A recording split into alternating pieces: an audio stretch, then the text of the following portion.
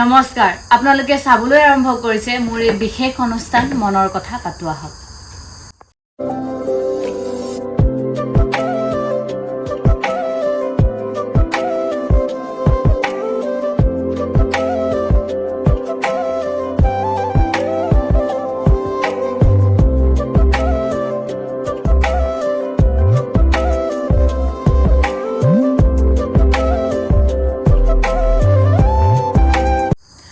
মই কথা দিছিলোঁ আপোনালোকক বিভিন্ন ক্ষেত্ৰৰ বিভিন্ন ব্যক্তিক আপোনালোকৰ ওচৰলৈ লৈ আহিম আৰু আজি তেনে এজন ব্যক্তিক লৈ আহিছোঁ আৰু মোৰ হাতত আপোনালোকে দেখিছে দুখন কিতাপ এপাহ মৰমৰ ফুল নিসংগতাৰ সংগী এই কিতাপ দুখনৰ আঁৰত আছে বহুতো কাহিনী আৰু বহুত কিতাপ লিখিছে তেওঁ ক'বলৈ গ'লে এজন কবি লেখক আৰু বহুত কিবা কিবি তেওঁৰ মুখে আমি সকলোখিনি জানিম আৰু তেখেতক মই প্ৰথমতেই চিনাকি কৰাই দিব বিচাৰিছোঁ তেখেতে লিখিছিলে দেউৰী ভাষাত প্ৰথম উপন্যাস দুময়াম আৰু আমি সকলোখিনি জানিম গতিকে ভিডিঅ'টো আপোনালোকে শেষলৈকে চাই থাকিব আপোনাক নমস্কাৰ জনাইছোঁ প্ৰথমতে আপোনাক মোৰ চেনেললৈ স্বাগতম জনাইছোঁ আৰু প্ৰথমতে আপোনাৰ পৰিচয়টো মোৰ নাম বিজয় দেউৰী মানে কিতাপত বিজয় মানস বুলি আমি কওঁ আৰু দিওঁ সেনেকৈ খুব ভাল লাগিলে আজি আপোনাক লগ পাই আচলতে বহুত দিনৰ পৰিকল্পনাৰ অন্তত আপোনাক লগ পাইছোঁ আৰু অশেষ ধন্যবাদ আপুনি মোক এইকণ সময় দিয়াৰ বাবে দুমায়ান আচলতে কি দুমায়ামটো হ'ল আচলতে থাকিব নোৱাৰোঁ মানে আমাৰ দুমায়াম অসমীয়াত থাকিব নোৱাৰোঁ সেইটো এটা মানে কিবা এটা হেৰিত লিখিলোঁ আৰু দুমায়াম বুলি মানে এটা মানুহৰ কিবা মনোভাৱ এটা অনুভূতি এটা জাগিটো হ'ল সেনেকৈয়ে লিখিলোঁ মই এখন দুমায়াম নামো দিলোঁ কিন্তু বহুতে সোধে আচলতে দুমায়ামটোনো কিয় দিলে যেতিয়া কিতাপখন পঢ়িব তাৰ ভিতৰতে সেই সকলো ৰহস্য বা সকলো কাহিনীটো সোমাই আছে আৰু মই আশা কৰিছোঁ আপোনালোকে দুমায়াম পঢ়িব আচলতে এইখন এতিয়াৰ কিতাপ নহয় ন আপুনি কেতিয়া লিখিছিলে কিতাপখন এইখন আচলতে মই লিখিছিলোঁ এনেই তোমাৰ মই 2000 চনতে লিখা কিতাপখন তেতিয়াই লিখা কিন্তু মই প্ৰকাশ কৰিছোঁ মই 2015 চনত আৰু প্ৰকাশ কৰাৰ পিছতো মানে মোক যিখিনি মোক সহায় কৰিছিলে দেউৰী মানুহক খুব মানে মোৰ মানে গৰজন বা হেৰি হওঁতে তেতিয়া তেখেতলোকে কৈছে যে এইখনতো আজিলৈকে দেউৰী উপন্যাস ওলোৱা নাই কোনো লিখা নাই হয়তো তোমাৰটোৱে মানে প্ৰথম নেকি আৰু মই নিজেও দেখা নাই কিতাপ এনেকৈ দেউৰী উপন্যাস প্ৰথম উপন্যাস গতিকে এইখনে মানে বহুতে মোক কৈছে যে এইখনে দেউৰী প্ৰথম উপন্যাস বুলি কৈছিলে সেইকাৰণে মোৰ অলপ ভাল লাগিছিলে শুনি কিনি কথাবিলাক থাকিব নোৱাৰোঁ মই অসমীয়াত যিহেতু বুজি পালোঁ দুমায়াম শব্দটোৰ অৰ্থ গতিকে সেই থাকিব নোৱাৰাৰ যে কাহিনী 2000 চনৰ পৰা 2015লৈকে সেই কাহিনীৰ কথাটো অলপমান যাত্ৰাটো যদি কয় খুব ভাল লাগিব নহয় এইটো তেতিয়া কাহিনীটো এনেকুৱা মানে এটা যেতিয়া আমি উঠি আহিছোঁ মানে সেই উঠি অহাৰ মই তেতিয়া আছিলোঁ ক্লাছ 9-10 আছিলোঁ তেতিয়া মানে সেই কিছুমান অনুভৱবিলাক কৰোঁ কাৰোবাক কোনোবাক ভাল লাগে নিজৰো কথা নকওঁ মই সেই ভাল লগাবিলাকে সেনেকৈ কাৰোবাৰ প্ৰেম ভাল পোৱা সেনেকৈ লিখা সেনেকৈ কাৰোবাৰ কিবা ঘটনা ঘটি যায় গতিকে সেনেকৈ লিখা বস্তুবিলাক আচলতে তেতিয়া মই লিখিছিলোঁ লিখি থৈ দিলোঁ থৈ দিলে পাছত মানে মানুহক কিছুমান মই কবিতা লিখোঁ মই কবিতা এনে ক্লাছ 8 লিখিছোঁ মই সেই কবিতা লিখোঁতে মোক সোধে কিছুমান কিবা লিখোঁ নেকি মই চব লিখোঁ এনেকৈ দেখুৱাওঁ এনেকৈ ভাল লাগে কিন্তু মোৰ মানে মই লিখোঁহে খালি মই প্ৰকাশ কৰাৰ ক্ষেত্ৰত মই কোনে আগবাঢ়ি পৰা নাছিলোঁ শেষত এনেকৈ মানে বহুত মানুহক উৎসাহ প্ৰেৰণা পাই সেনেকৈ প্ৰকাশ কৰিলোঁ তাৰ নেক্সট লিখিছিলোঁ মই প্ৰথম আছে মোৰ লিখা আছে নিসংগতাৰ সংগী আছে এখন কবিতা আপুনি যদি কৈ যায় কেইখন কিতাপ লিখিছে আৰু কোন কোন চনত লিখিছে যদি কয় খুব ভাল লাগিব নিসংগতাৰ সংগীখন লিখিছোঁ মই 15 চনত কি তেতিয়াই লিখা আচলতে মই লিখাটো মোৰ বহুত আগত কিন্তু প্ৰকাশ কৰিছোঁ মই 2015 চনত কৰিছোঁ এখন নিসংগতাৰ সংগী তাৰপিছত আছিলে মোৰ দুমায়ামখন তাৰপিছত আছিলে মোৰ জোনাকৰ চাহ তাৰপিছত আছিলে এখন স্পন্দন সেইখন কবিতা পুথি আছিলে স্পন্দনখন দেউৰী আৰু মানে অসমীয়াৰ মানে দুয়োটাই মিক্স কৰি লিখিছিলোঁ মানে তাৰপিছত এখন লিখিছিলোঁ মোৰ এপাহ মৰমৰ ফুলখন সেইখন লিখিছোঁ মই সেইখন মোৰ তেতিয়াই লিখা মানে মোৰ সেইখন লিখিছিলোঁ মই 2013 চনত লিখা মই এখন 13 চনত লিখিছোঁ লিখি কিনে মই প্ৰকাশ কৰিছোঁ 2019 চনত সেইটোৱে আৰু কিন্তু এতিয়া আপোনাৰ প্ৰতিভাবোৰ ক'ৰবাত হেৰাই যোৱা যেন আপুনি অনুভৱ কৰে নেকি নহয় মই হেৰুৱা নাই মই লিখিছোঁ কিন্তু মই এতিয়াও লিখোঁ মানে প্ৰকাশহে মই নকৰোঁ গতিকে প্ৰকাশ নকৰাৰ দিশটোতেই মোৰ অলপ হেৰুৱা অনুভৱ হয় কিন্তু মই এনেই লিখোঁ মই এতিয়াও লিখোঁ এতিয়া মই এখন লিখি শেষ কৰিছোঁ অন্ধ আকাশ বুলি আমি সেইখন প্ৰকাশ পোৱা দেখিবলৈ পাম এখন যদি চেষ্টা কৰিম মানে প্ৰকাশ কৰিম বুলি মনতে ভবাও নাই, কিন্তু যদি এই যিখন মোৰ এপাহ মনৰ ফুল যেনেকৈ সেইখন মানুহে বিচাৰিলে, যেনেকৈ আঁকোৱালি ল'লে, ঠিক তেনেকৈ সেইখন যদিও মান ল'ব আঁকোৱালি, যদি কোনোবাই এজনে যদি পঢ়ে, ভাবিছোঁ কি হয়। ময়ো আশাবাদী তেখেতৰ এই যোনখন কিতাপ আহিব লগা নতুন, সেই কিতাপখন আপোনালোকে সকলোৱে আঁকোৱালি ল'ব, কাৰণ আপোনালোকে মৰম আশীৰ্বাদ কৰিলেহে সকলো মানুহে এখোজ এখোজকৈ আগুৱাই যাব পাৰে সপোনৰ দেউনাখনত। তেনেকৈ তেওঁকো আপোনালোকে আগুৱাই যাবলৈ আচলতে সহায় কৰক। আৰু তেওঁ কৈছে যে কাৰোবাৰ ভাল লাগিছিলে তেনেদৰে লিখিছিলোঁ, কিন্তু এজন কবি হ'বলৈ হ'লে আমি সকলোৱে জানো প্ৰেমিক হ'ব লাগিব। ময়ো চাগে কোনোবাখিনিত আপোনাক বিচাৰি পাইছোঁ সেই প্ৰেমৰ ভাৱটো। আৰু আপুনি এইখিনিতে যদি আপোনাৰ পৰা কবিতা এটা শুনো, যিহেতু আপুনি বহুত কবিতা লিখিছে, যদি অকণমান শুনো মোৰ দৰ্শকসকলে ভাল পাব। আচলতে কবিতাটো লিখোঁ, কবিতা মই তেতিয়াৰ পৰাই লিখিছোঁ, মই ক্লাছ 8ৰ পৰা কবিতা লিখিছোঁ মই। কিন্তু মই এটা কবিতা মোৰ খুব ভাল লাগে মানে মোৰ। এতিয়া মই এদিন ইফালে গৈছোঁ, মই চিলাপথাৰ ছাইডে, তেতিয়া কি কয় এজন মুচি যে এনেকৈ যে হেৰি মুচিজনৰ লগত এজন মানে ডেকা ল'ৰা তৰ্ক খুব মানে শুনিলোঁ, দেখিলোঁ আৰু যে মুচিজনক কামটো কৰাই তেখেতে তাৰ যিটো বিনিময় একো মানে জ্ঞান নিদিলে, ল'ৰাজন গুচি গ'ল। তেতিয়া সেই ভাৱটো মোক এটা অলপ ক্ৰিয়া কৰিলোঁ, মই লিখা নাই। কিন্তু তেতিয়া মই আহোঁতে মই চিলাপথাৰৰ পৰা ট্ৰেইনত আহিছোঁ, ট্ৰেইনত আহোঁতে সেই মানে মুচিজনৰ যিবিলাক কাৰুকাৰ্যবিলাক বা কাম কৰাবিলাক বা ল'ৰাজনৰ যি হৈ গ'ল, মোৰ এনেই মনত খুব ক্ৰিয়া কৰিলে মানে। তেতিয়া মই এটা কবিতা লিখিলোঁ, নামটো মই হেৰি দিছিলোঁ, মুচি দিলোঁ কবিতাৰ নামটো। মই অলপ গাই দিওঁ আৰু দেই, গাই দিছোঁ। এক বিভীষিকাময় জীৱন, আনন্দৰ এটোপাল চকুলো, জীৱন সংগ্ৰামত কোনোদিন পৰাজয় বৰণ নকৰা নিদ্ৰাহীন স্বপ্ন, সময়ৰ নীৰৱ সাঁথৰত লাহে লাহে উদাসীন হোৱা এক ভাগৰুৱা হৃদয়, মনবিহীন প্ৰাণবিহীন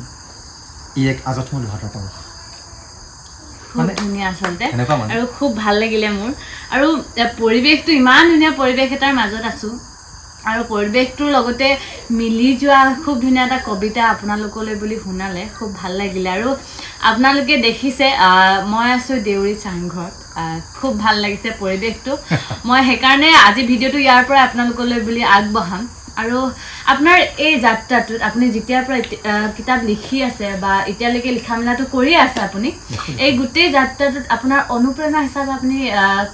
কোন বুলি ভাবে? অনুপ্ৰেৰণা মানে কি, আচলতে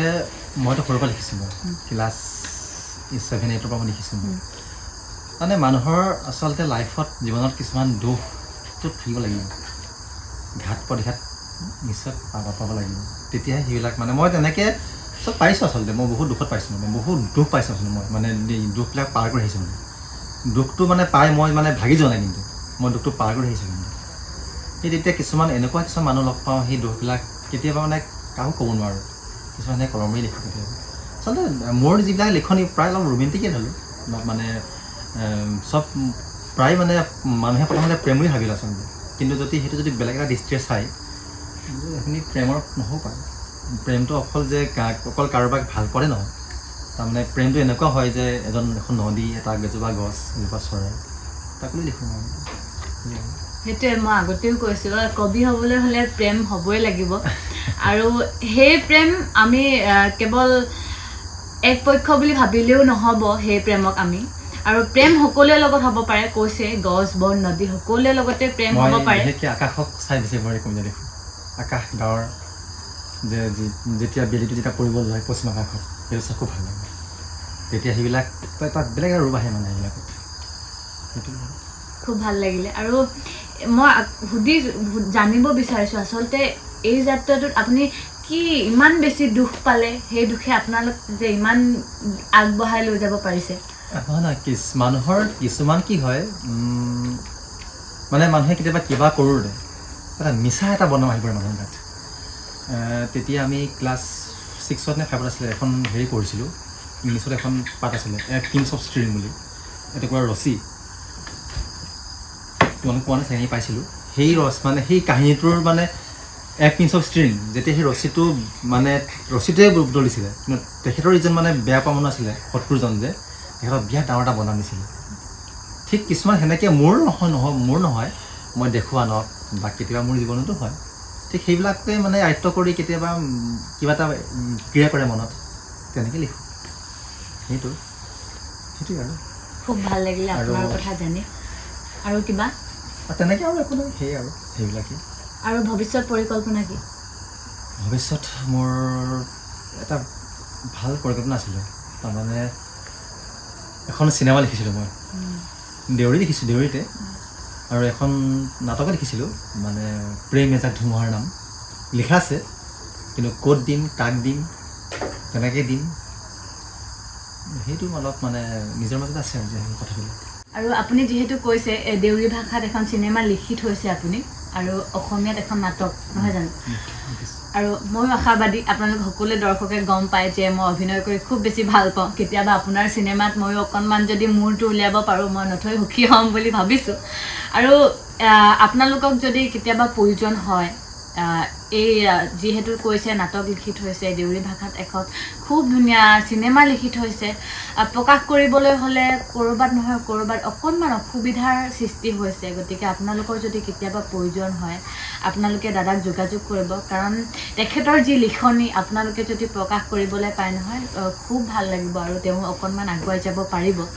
গতিকে আপোনাৰ নাটক বা যিখন চিনেমা লিখিছে তাৰে যদি অকণমান থুলমূল আভাস পাওঁ বেছি নালাগে দৰ্শকসকলে এতিয়া গম পালে পিছত যদি চিনেমা ওলায় তেতিয়া নাচাবও পাৰে এতিয়া যদি চব গম পাই যায় তেতিয়া অকণমান যদি কিবা অকণমান জানিব পাৰোঁ ভাল লাগিব নাটকখন আচলতে নামটো হ'ল প্ৰেম এজাক ধুমুহাৰ নাম সেইটো মই তেতিয়াই লিখা আজি 2007 চনত লিখা মই এইটো কাহিনীটো তাৰমানে এইটো কি হ'ল গোটেই পৃথিৱীত মানে প্ৰথমতে এটা দুৰ্ভিক্ষ দেখা দুৰ্ভিক্ষ হৈ মানে এইটো মানে আমাৰ ইণ্ডিয়াৰ বাহিৰত আৰু কাজাকিস্তানত থকা মানে এহাল দম্পতি যেতিয়া অসমলৈ আহে মানে এই অসমলৈ আহোঁতে মানে সিহঁতে বাটতে মানে এক্সিডেণ্ট হৈ মানে ঢুকাই যায় এটা ল'ৰা মানে হেৰি হয় আৰু ল'ৰাটো বাচে আৰু মঙাৰী গৈ মানে ল'ৰাটো পায় লাষ্ট শ্বৰ্টকৈ তেতিয়া যেতিয়া সেই ল'ৰাটো ডাঙৰ হয় তেতিয়া কলেজলৈ যায় মামাকে পঢ়ায় মামাকে নিজে বিয়া চিয়া পতা নহ'ল মানে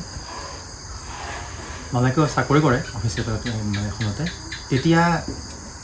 ল'ৰাটোৰ নাম ৰ'জে মানে হেৰি যেতিয়া কলেজ যায় এজনী ছোৱালী প্ৰেমত পৰে ছোৱালী ৰুমি তেতিয়া মানে মামাকে কয় ৰ'জক কয় আৰু যে তুমি আচলতে প্ৰেম কৰা নাই ৰুমিৰ প্ৰেম তোমাৰ বাবে প্ৰেম নহয় তেনেকৈ শিকায় তেতিয়া মানে যে সোধে আৰু হেৰি ৰ'জে কয় মামাক যে মামা মইতো ৰুমিক ভাল পাওঁ কিন্তু তেতিয়া মামাকে আৰু তাক হাঁহি কয় আৰু যে ৰ'জ সেয়া প্ৰেম নহয় সেয়া অভিশাপ এনেকৈ মামাকে বুজায় হাঁহে মামাকে আৰু কথাবিলাক কয় কিন্তু শেষত মানে সেইটোৱে হৈ যায় মামাকে যেনেকৈ ল'ৰাটোক বুজায় শেষত ৰুমিয়ে তাক এৰি গুচি যায় ৰ'জে মানে কিবা এটা হৈ যায় আৰু পগলাৰ নিচিনা ঠিক কাহিনী সেনেকুৱা আৰু প্ৰেম এজাক ধুমুহাৰ নাম আৰু মামাকৰ জীৱনত এটা ঘটনা ঘটে মামা কিন্তু কিয় বিয়া নাপাতিলে সেইটো মই দেখাওঁ মানে নাটকখনৰ এটা আৰু কাহিনীটো আৰু খুব ভাল লাগিলে শুনি কাহিনীটো আশা কৰিছোঁ আপোনাৰ এই প্ৰচেষ্টা আৰু আগুৱাই যাওক আৰু যদি আপোনাৰ কিবা ক'ব লগা থাকিলে এই সুযোগতে যদি আপুনি ক'ব বিচাৰে ক'ব পাৰে নাই মোৰ ক'ব লগা বিশেষ একো নাই খালি মানে কি হ'ল আমাৰ যিবিলাক এতিয়া মইতো লিখক নহয় এনেই লিখোঁ আৰু মই নিজক ক'ব নকওঁ লিখক বুলি জাষ্ট লিখিছোঁ লিখি কোনোবাই ভাল পালে কিতাপখন উলিয়াওঁ কিন্তু মোৰ যিখন এপাহ মনৰ ফুল সেইখন কিন্তু মোৰ বহুতে ভাল পালে সেইখন বহুতে মোক ফোন কৰিব বিচাৰিলে কিতাপখন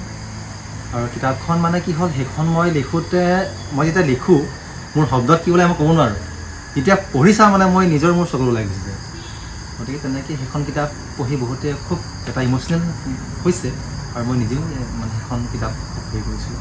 ঠিক ইয়াৰ নেক্সট এখন মই এতিয়া লিখি কৰিলোঁ এখন অন্ধ আকাশ বুলি সেইখন অলপ ৰোমেণ্টিক আৰু অলপ প্ৰেমৰ উপন্যাসে আৰু খালি আৰু সেই এপাহ মৰমৰ ফুল এখন দেখিছে আপোনালোকে মোৰ ওচৰত আছে আৰু আপোনালোকক যদি লাগে এই কিতাপখন আপোনালোকে যোগাযোগ কৰিব পাৰে মই পঢ়া নাই এতিয়ালৈকে মই ইয়াৰ পাছত পঢ়িম আচলতে মোৰ চকু পানী ওলাই নাই যদি ওলাই আপোনালোকক মই ক'ম আপোনালোকেও পঢ়িব আৰু এই কিতাপখনৰ দৰে আপোনাৰ যোনকেইখন কিতাপ আকৌ আহি আছে বা আপোনাৰ লিখি হৈ গ'ল আগতে সেইকেইখন কিতাপ আপোনাৰ ৰাইজে খুব ধুনীয়াকৈ আদৰি ল'ব বুলি মই আশা ৰাখিছোঁ আৰু ভিডিঅ'টো মই বৰ বেছি দীঘলীয়া কৰিব বিচৰা নাই ইয়াতে ভিডিঅ'টো সামৰণি মাৰিব বিচাৰিছোঁ আৰু যিসকলে মোৰ চেনেলটো নতুনকৈ চাই আছে সেইসকলে মোৰ চেনেলটো ছাবস্ক্ৰাইব কৰি দিব আৰু যিসকলে মোৰ ফেচবুক পেজত চাই আছে ভিডিঅ' ফেচবুক পেজটো ফ'ল' কৰি দিব লাইক কৰি দিব আৰু ভিডিঅ'টো যিমান পাৰে শ্বেয়াৰ কৰিব আপোনাৰ লগতে যাতে আৰু 10জনে চাব পাৰে সদায় কোৱাৰ দৰে আজিও কওঁ আপোনালোকৰ মৰমৰ অবিহনে মই সদায় আধৰুৱা আপোনালোকে মৰম আশীৰ্বাদ কৰিলেহে মই আৰু আগুৱাই যাব পাৰিম ধন্যবাদ জয় আই অসম সকলো ভালে থাকিব নমস্কাৰ